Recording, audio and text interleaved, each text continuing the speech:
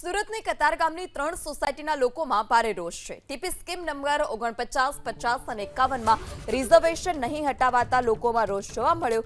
સોસાયટીના લોકોએ આંદોલન કરવાની પણ ચીમકી ઉચ્ચારી છે। પાલિકા અને ગાંધીનગર સુધી મોરચો માંડવાની પણ ચીમકી। સ્થાનિક સ્વરાજ્યની ચૂંટણી પહેલા રિઝર્વેશન હટાવવાની માંગ કરવામાં આવી। કતારગામમાં સોસાયટીના પ્રમુખ અને અગ્રણીઓની બેઠક પણ મળી।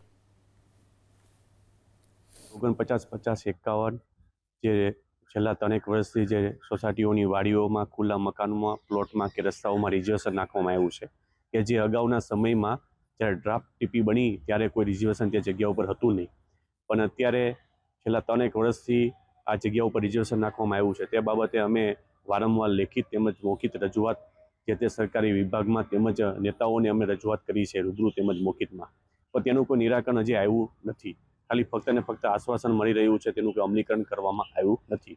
તો અમે ગત રોજ એક સોસાયટીની વાડીમાં કતારગામની 70થી વધારે સોસાયટીના પ્રમુખો, હોદ્દેદારો તેમજ જે પીડિત પરિવાર છે તેમના અસરગ્રસ્ત લોકો અમે એની એક મિટિંગ મળી હતી।